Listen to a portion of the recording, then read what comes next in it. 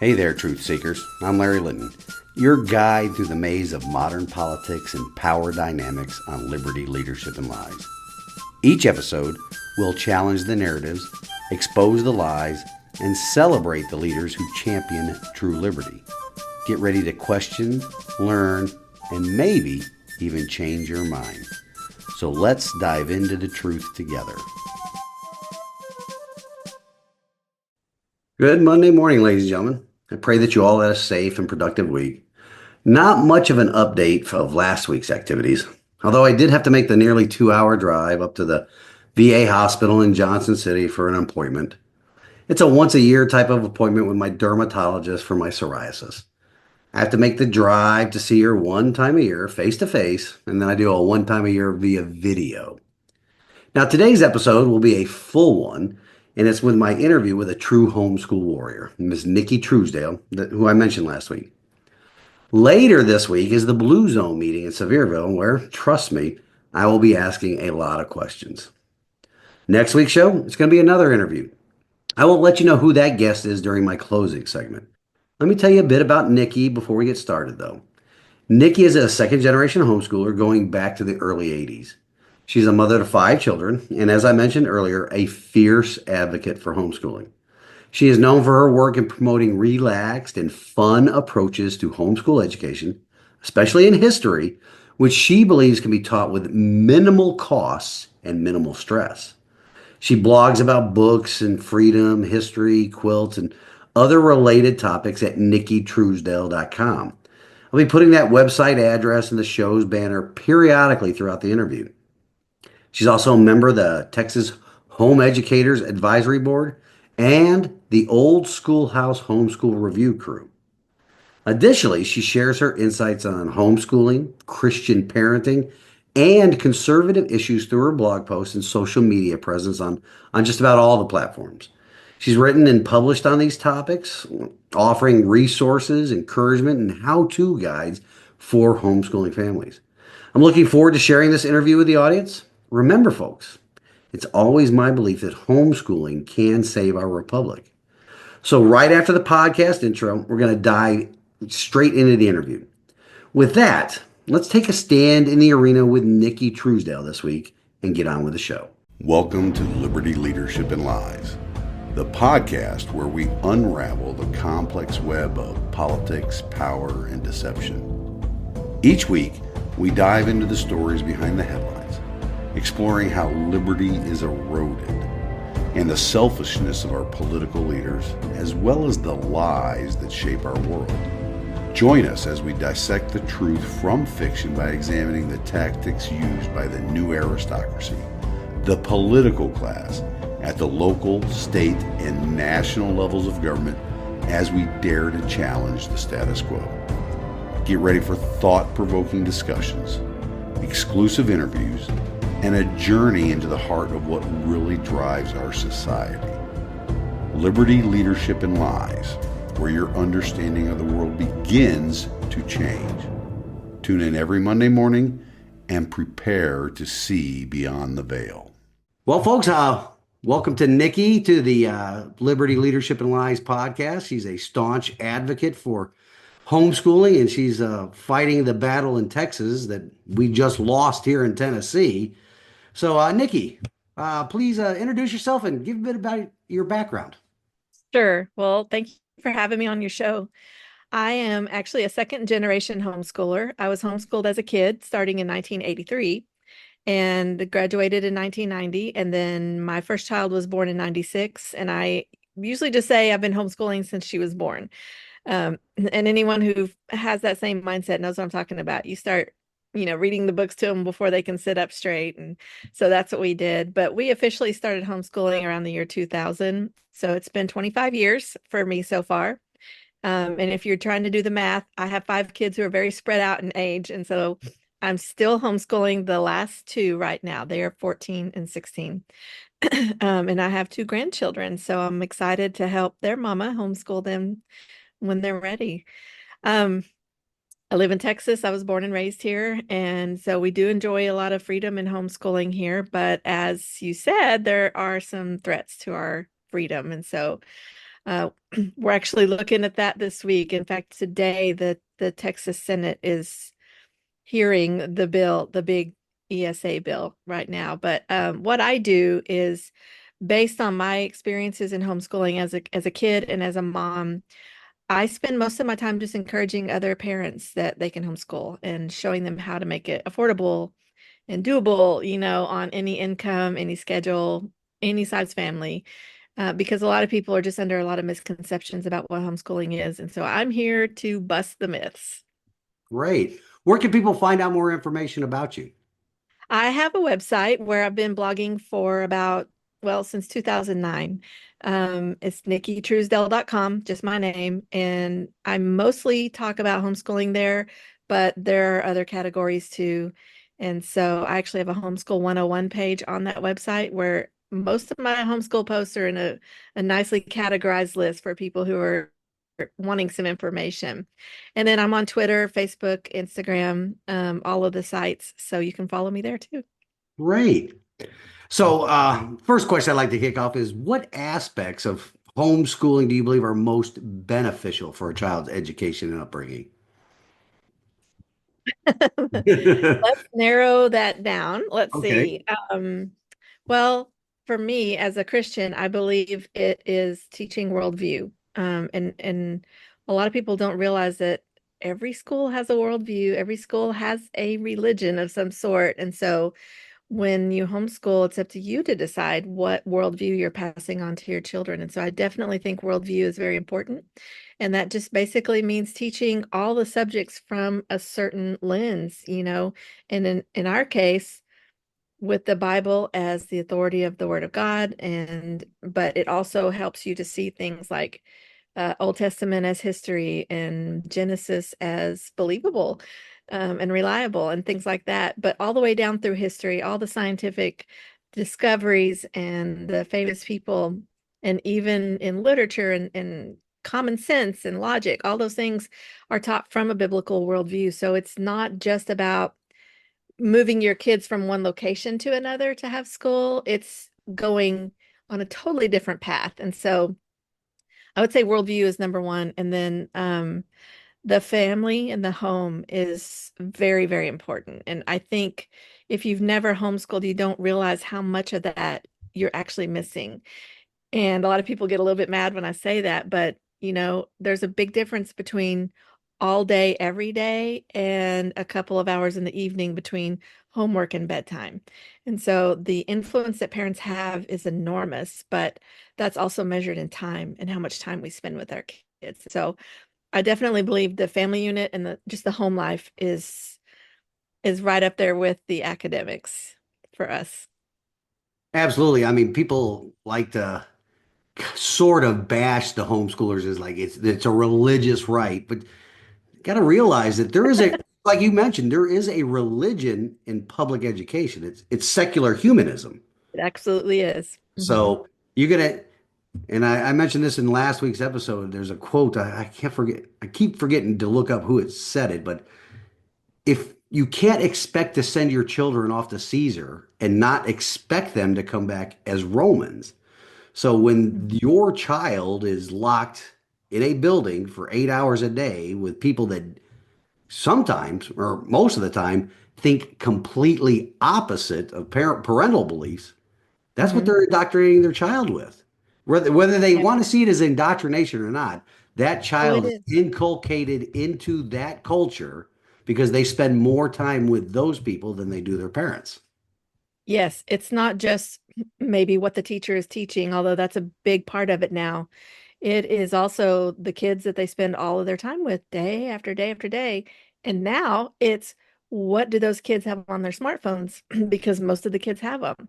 And whether you have controls at your house or not, you have no control over what's going on once they leave your house, once they get on the bus or go to the actual school building.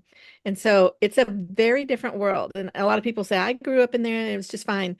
It's not the same world anymore. It's a very different world. And I think parents are blind if they don't see that. The quote, by the way, is by Vodi Bakum. Oh, okay. Either. Yeah, that's a very good one because um, we have to ask ourselves who is doing the educating, and it is a secular humanist, and I even say Marxist government that's creating all of the teaching materials and allowing what goes on in the school now. So there's definitely a religion. Yeah, absolutely. And secular humanism is the religion of Marxism. It It is. absolutely. So we alluded to it here in the beginning about the fight for over vouchers. Could you elaborate on how they might undermine the freedoms and benefits that homeschooling provides? Yes, that's a great question. And I would like to answer this because a lot of people will say, well, if you don't like it, don't take the money. And so there's more to it than that. And so I would never take the money. I have no interest in taking the state's money to do the state style curriculum. But this is the long view, and anyone that understands government should be able to see this.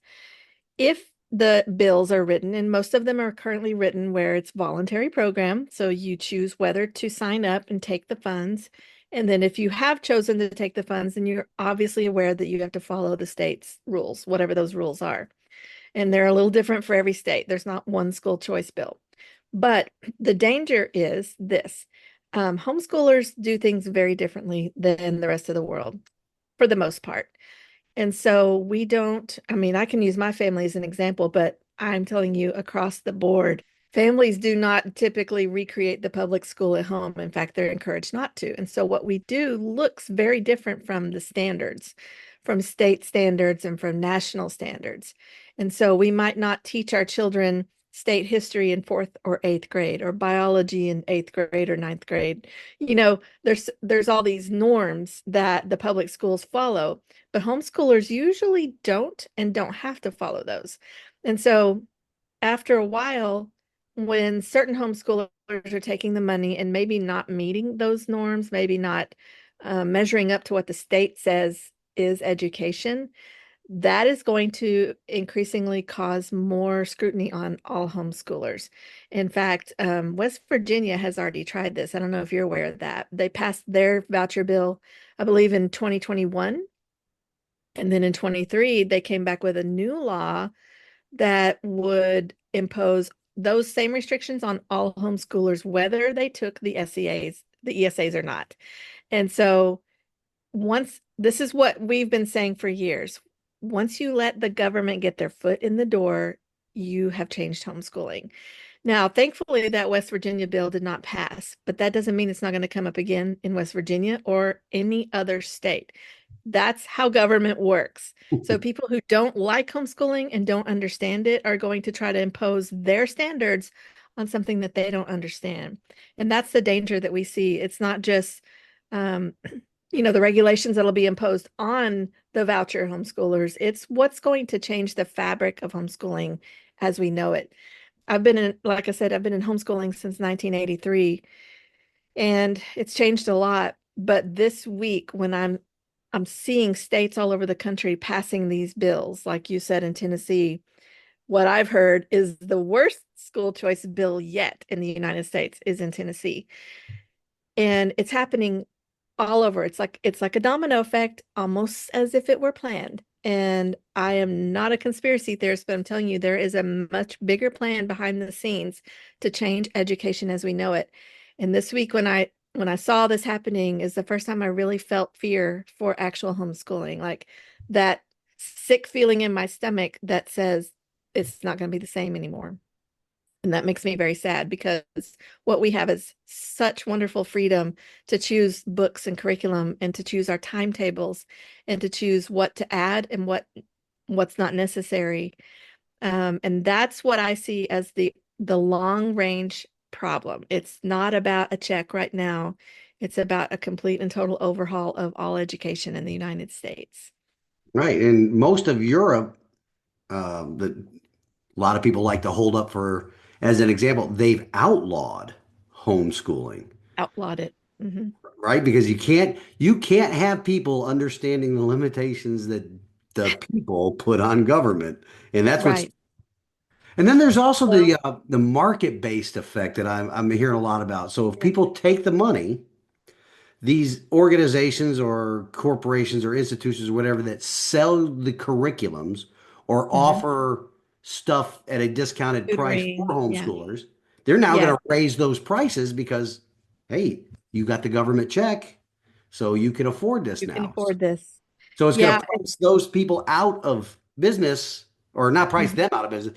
They're going to stay in business because they're going to be able to get the government money via the homeschoolers. But the other homeschoolers that don't take the money are going to be now priced out of what they used to be able to enjoy.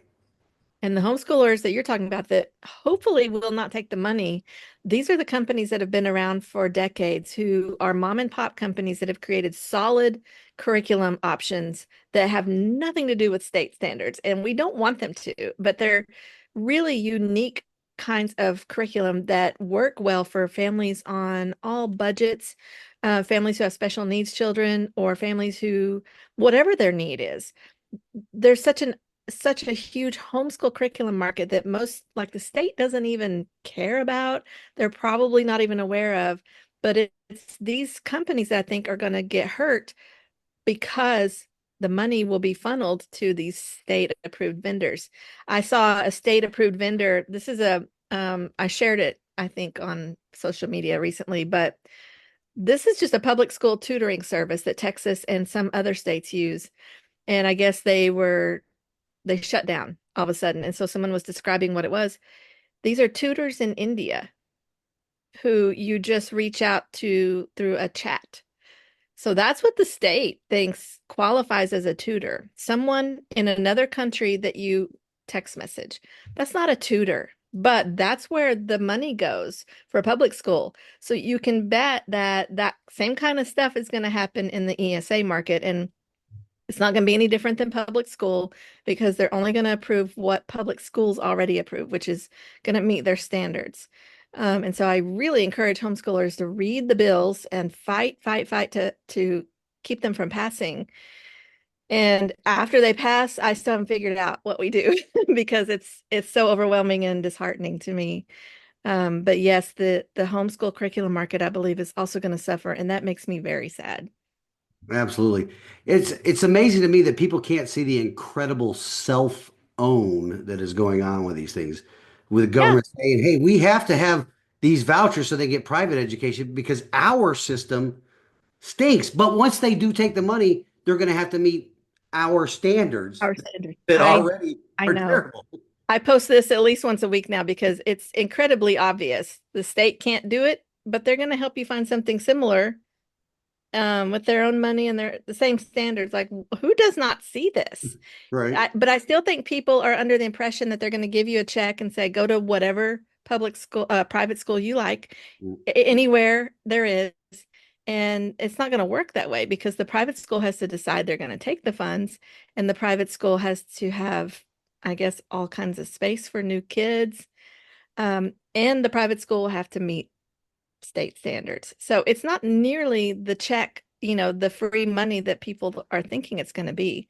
And like you said, we talked about how people are educated not to understand our laws and understand government and the Constitution. And so I kind of think they've set up a perfect storm for this, people that don't understand how government works. And so government's going to swoop in and save the day, I apparently. was on a I was on another podcast mid last week, and I made this joke, and it's really true. The closest thing to immortality on this side of heaven that you will find is a government program.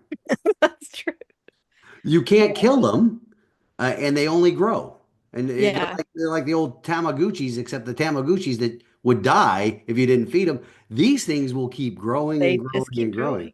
Right? There is not a government program that does not die unless it's Unless Doge gets a hold of it, which this is a very interesting time. In my whole life, I've never seen someone say we're going to cut taxes or we're going to cut spending and then go in and do it. This is incredible. And the people that are So addicted to that government money are crying they're the very upset. it's beautiful. And people say, "Is this what you voted for?" I'm a single issue voter. I voted for the liberal tiers, so yes, I voted for this. Well, I think too, because I mean, I'm 53 years old. So in my lifetime, I've never seen this done.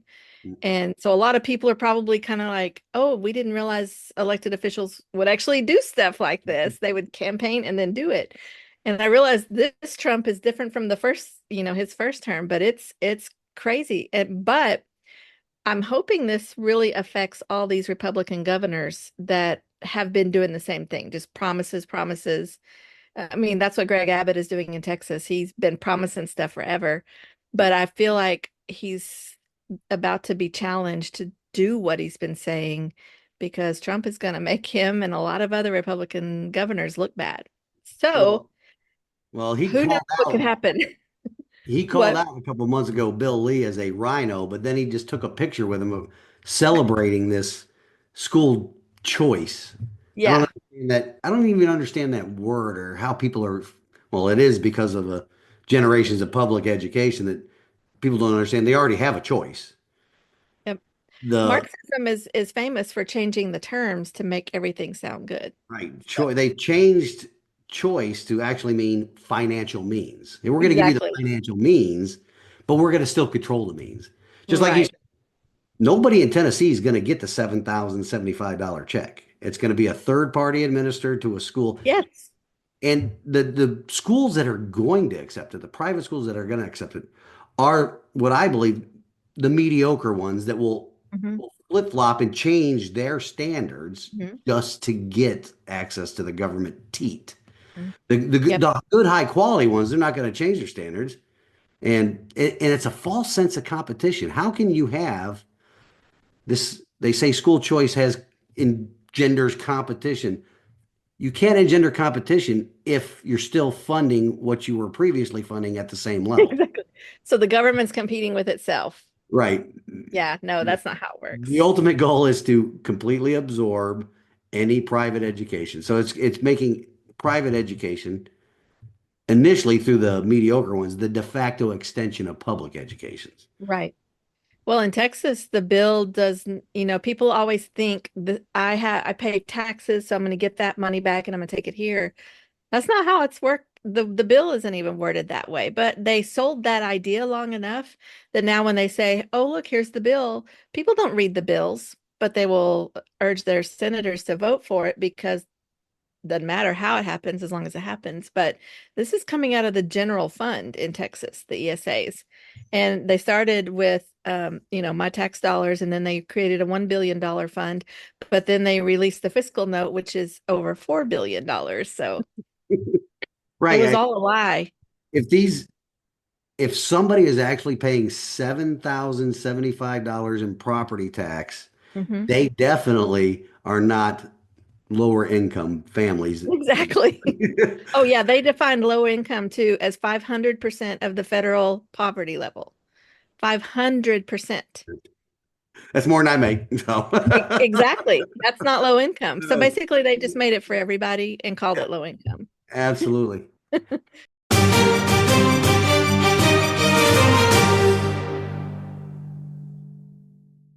Now, you've mentioned before in the past that homeschooling is more than just about academics. It's about family values and lifestyle. How do these vouchers threaten that? Well, in our family, we choose our curriculum based on our values and our beliefs. Like I talked about the worldview earlier, we buy curriculum that aligns with our worldview. And I'm a big believer in not saying, you know, well, we'll just use this secular curriculum and then we'll teach our kids about the Bible. I don't think you can teach kids the whole about the world if you leave God out of it. And that's what a lot of even Christians claim that they can do. But you're giving your kids an incomplete education if you try to find a curriculum that's secular and leaves God out, because it's not the full story. Even if all you talk about is the faith of multiple world history makers, you can't leave that out and tell the whole story. Um, so vouchers, obviously, if it's aligned to state standards, then it's going to be the state's religion that is approved. And although there have been promises made that you can buy religious materials and there won't be anyone saying that you can't with ESAs. Hello. Have we met the internet? Have you seen what people say on the internet? They don't want their tax dollars going to Christian curriculum. And obviously, I don't want my tax dollars paying for something that is created by Muslims. It goes both ways. And so this is going to limit the kind of curriculum people buy, and it's going to actually give the same kind of incomplete education that the public schools are already doing. And yes, you can still teach your values at home and you can still open your Bibles and read them together, which everyone should be doing. But I'm a big believer in seeking out really solid curriculum that actually shares your worldview. And I don't see that happening with state-funded private school. Right, especially when the states start mandating the testing requirements, the Right. standards, all that, because then that completely wipes out any kind of curriculum that you would like to choose, because then you have to Exactly. teach to the standard. I mean, standardized testing is what's Yes. really killed Yeah, public education. it has. It has. When you teach it Even to a teachers test. will say that. Teachers say the same thing all the time. Mhm. So, in your experience, how does the narrative around school choice, the choice, misrepresent the actual choices available to families? Well, I've been telling people this for a while. Choices are already there. Every state in the country allows you to choose public school, private school, or homeschool. They're all three legal and they're all available. But we have a society that thinks that if it's available, then someone's going to have to help you pay for it. Um, and I get it when most of the country was raised in a public school system. And so we're just so used to all of our education being free, plus our sports activities and learning an instrument and band and possibly other extracurriculars that happen at the school. People have this mindset that, well, it's only a choice if it's free to you, if someone's providing that for you. But a choice is just simply a choice that you make in your mind. It's just like going to the grocery store and you can choose affordable ground beef or you can choose a brisket. But the choice is yours and the money is also yours. Or the same thing with your car or your clothes. You choose what you can afford to do. And people will make sacrifices to afford their favorite choices, whether it's the brisket or the iPhone or the private school. And so choice is just a matter of, you know, decision making, but it has nothing to do with the money that someone gives you. And I think this whole free public school system that's been ingrained in our society for so long has made people think, well, if this kind of school is free, then so should all the other ones be. And Or that's not the case. in public education, well, first of all, there's the quality, right? Yeah. Anything that's free, even in any other sector of society, groceries, Hmm. materials, products, anything that's free is always a lower quality It than you is. got. So You people get think, what you pay for. yeah, people think this concept of free. Well, first of all, public education is not free. Everybody pays for it. Everybody Right. pays for It's it. like free healthcare in the European nations. Right. It's not free. Yeah, and when they can afford to do that because the United States defense umbrella has been covering it since the end of World War II, so they don't spend anything on their defense budgets because we got them. We've done Uh, that. yeah, Americans have lost the concept of thinking about the opportunity cost. Yeah. The opportunity costs or the return on investment of the three different educations systems, the return on investment, and we'll cover this in another question in a little bit. The amount that you spend as a homeschooler on curriculums will provide a much better return on investment at the in the child's later life. Hmm. It might be the return on investment might be equal to a good quality private education, but you Hmm. you outlaid more of your private money into that than in homeschooling. Public education is very little out of your own pocket expenses, but it is a tax expense. But the opportunity cost, the return on investment, is a poor quality education. You've only got somebody that's, well, apparently here in the last couple of decades, people can't even read or write to graduate high school. Right. So they're only qualified to do those minimum wage jobs that they don't want to do because illegal aliens are doing it for them at a lower cost. Right. And so it doesn't just have a cost for the family, but society. Society suffers with an undereducated populace. And I think we're seeing that right now. Right. You see, everybody, when this, we talk about illegal immigration and the deportation, like who's going to do these jobs? Americans don't want to do these jobs. Yeah, because you've provided them such a poor quality education, they think they're entitled to whatever because everything's Right. been free in their life before, but and then they'll go out and they'll spend $250,000 a year on a underwater basket weaving degree and think it's society entitles them to a job, Mm-hmm. pay that back. Yeah. No. So, what about the community that's within homeschooling? How important is it to to develop that and grow that right now? And how can we do that? I think it's very important. When we were homeschooling in the 80s, my parents had community. Even back then, they had monthly support groups with area homeschoolers. And obviously, there weren't very many of us, but moms and dads came together once a month with the whole family, and we would meet and have a potluck and just talk about different things. Obviously, the law was a big deal back then. But also, we would arrange other fun things like field trips. And even back then, we had put together a basketball team that could play other small schools in the area. And then today, I've been in the same homeschool communities all these years because we've lived in the same general area. And while co-ops make it really fun and convenient for a lot of people, it's to me, community is about the like-minded families that you get to know that also have the same goal in mind for educating their children, not just, excuse me. It's the same worldview type of people.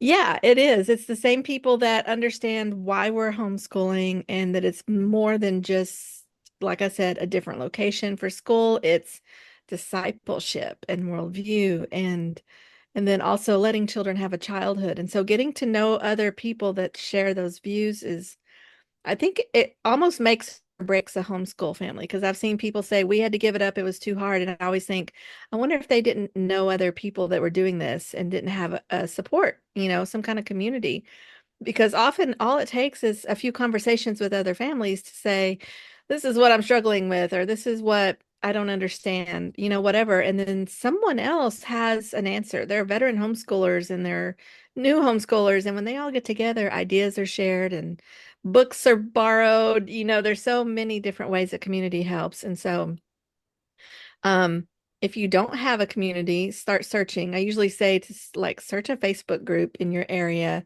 ask there or call local churches. That's usually where you'll find them first. Um, Now there are secular homeschool groups too, and so that's easy to find on Facebook. But the next thing, if you don't find something, be willing to start something. Even though if you do is like a park day and you say, we homeschool, would y'all like to meet up? Let's go to the park for a couple hours, bring your lunch or whatever, and then just get to know each other. That's how you start community. In fact, that's how we started many, many, many years ago. And the co-op we have right now has also been going for 25 years, but it started with people meeting at the park and just getting to know each other, and the kids got to know each other. But since that time, it has blossomed in our area, and I'm in a very small rural area of North Texas.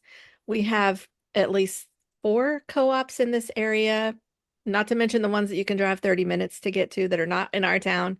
There's a band, there's a cotillion, there is in DFW, there's a homeschool prom. Anything you want is available, but it was all started by someone's parents who said, you know what? I think we need around here. Let's do it. Or they got together with a friend and said, let's put this together. And they put it out on the internet, and there you go. So if you can't find it, be willing to maybe start something. Absolutely, because it takes effort, right? It And that's does. and I think that's why a lot of people shy away from it. I think the predominant reason why people shy away from it is I'm not qualified to teach my child. Yeah. I But can tell you a story about that. but I mean, look at how our country was founded. Most of our founding fathers were homeschooled. Hmm. And the Yeah, that's the quality subject of was, my next book, by the way. oh, it is. Yes, Great. You'll have to let me know when it's out, and I will. I will push it all over my social media feeds and my website. That's awesome. So going forward here, besides building community, well, let's get back to building community. What do you think? Has the internet played a bigger role in that, or can it play a bigger role? It has actually. Now I still value in-person community as like the number one way to go. But obviously, there's so much to be found on the internet. I have some really great Facebook friends who I've never met. I've joined some really neat groups that, I wouldn't have been able to do in person because these people are all over the country. And so the internet has made the community so much larger and has opened people's eyes to what's possible. People show how they homeschool or what curriculum they like or what they don't like. And I mean, I noticed this on Twitter. For me personally, people are still not understanding what homeschooling is. And when I share just a basic thing from our homeschool, people are like, "Oh, wow, I had no idea," or "That's amazing. I didn't even know that was possible." And it's just normal for us. And so I think um, the education still needs to happen. And so putting putting online what it looks like, what a normal day is, how do we find curriculum, all of those things is so important. And then sharing ideas. Um, and I've started Facebook groups myself for the same reason. And that's kind of how you find people now, honestly, you do a search for your town and that's how you know there's a homeschool group locally. So the internet has changed homeschooling dramatically for the good, I think. I think because you could find more like-minded people quite easier than you could in the Yeah. 80s. You would have to And what? resources too. Right. Yeah, You have totally to put out an resources. advertisement in the paper. Hey, anybody else homeschool? Now you can just Exactly. But you don't really want to do that because if the government finds out you're doing it right, in the 80s, that was something that I don't think anybody would have done. right, absolutely. Uh, what else we get? So, what advice would you give to the advocates, to homeschooling advocates, to communicate the danger of these vouchers? Keep saying it. That's what I think is most important. Keep saying it because a message has to get out there multiple times for people to really start getting it. And Mhm. the more people that the average audience on social media sees saying the same thing, the more it starts to click. Okay, I see that this is a problem. If one weirdo is saying the same thing over and over, but no one else is saying it, then they're the weirdo.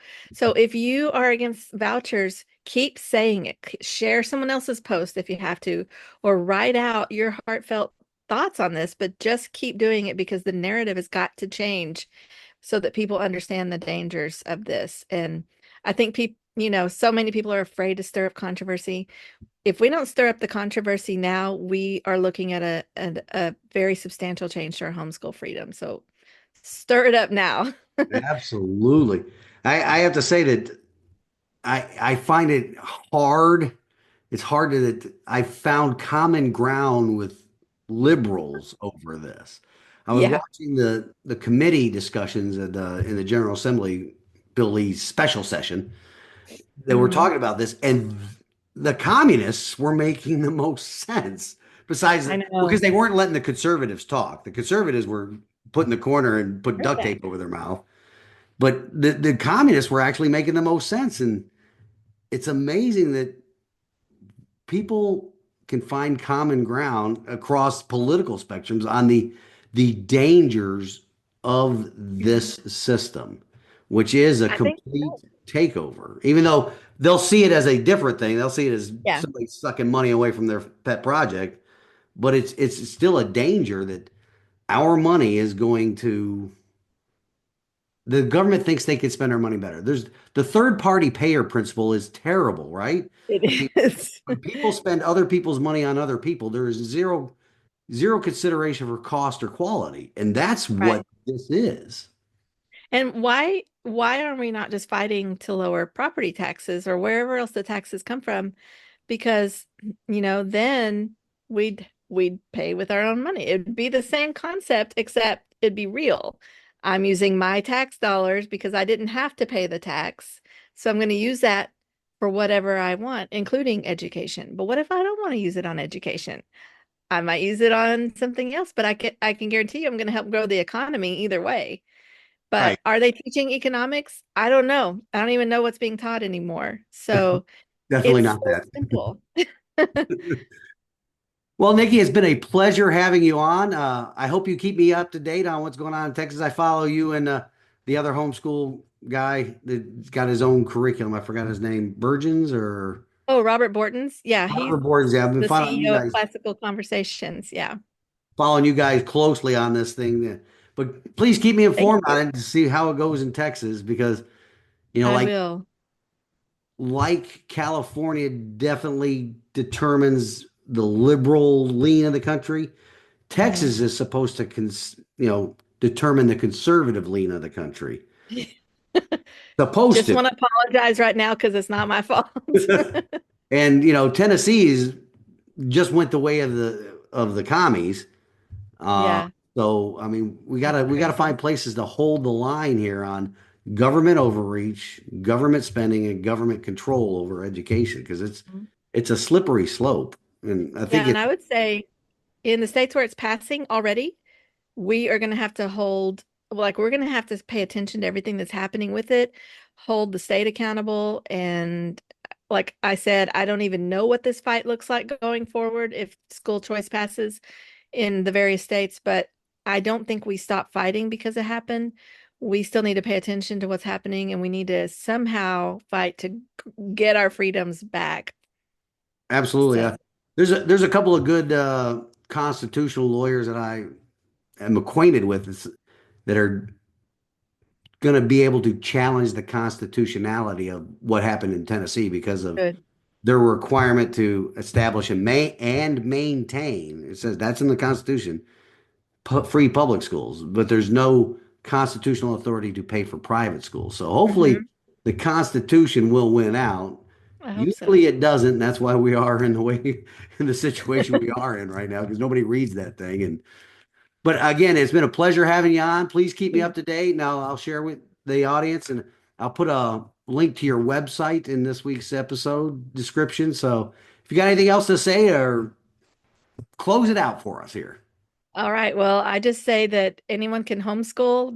That's actually the title of my book. So if you're not homeschooling, this is an inexpensive way to find out how. And I shared how I've done it through single parenting, working full time and part time, special needs, all those things. There is no obstacle that will prevent you from homeschooling if you truly want to, and there's no need for a government check to make it happen. So, yeah, visit my website, nickitruesdell.com, because I talk about this stuff constantly there. Thank you for having me on. Well, thank you, Nikki, for coming on and you have a good rest of your day. All right, you too. All right. Appreciate that. So yeah, Thank you. definitely keep me in touch with what's going on down there. I Just will. I follow so many anti-government stuff right now that your stuff doesn't always appear in my I feed. know. I will. I'm anxious to see what comes out of the Texas Senate today. I feel like it's going to pass, but Yeah. still Yeah. waiting to find out. All right, Nikki. Well, I appreciate you coming on. Thank I'll you. It's talk to nice to meet you. you too. Bye-bye. Bye-bye.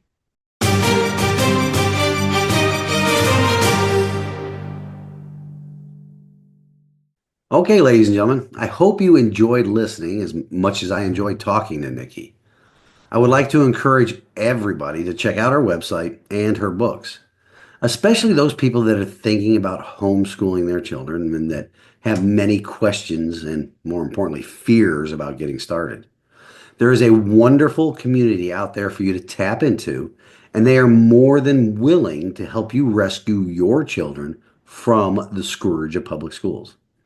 And now, those private schools that will put the yoke of government regulations on themselves through accepting this government money. Now, next week's guest, he reached out to me based upon some Google recommendations and on the recommendations from some of his contacts on LinkedIn. This young man, a Mr. Caden McElwain, is an autistic college student, a writer, and an activist on a mission to raise as much awareness about autism as possible. With the recent elevation on the subject of autism and the possible causes of it, with the hearings in the Senate of RFK Jr. and his nomination by President Trump to lead the Department of Health and Human Services, I thought it important to bring this young man on the show. During his life, his capabilities were questioned because of who he was. But according to him, and thanks to a supportive set of parents, he proved many of his naysayers wrong, or almost all of his naysayers wrong. In next week's episode, I will also let you know about the meetings around the Sevier County government's partnership with Blue Zones. Now, this week's wisdom from God's Word comes to us from the book of Ephesians, chapter 6, verse 4. Fathers, do not provoke your children to anger, but bring them up in the discipline and instruction of the Lord. Homeschool your children, folks. Remove them from the cesspool of government, education, indoctrination.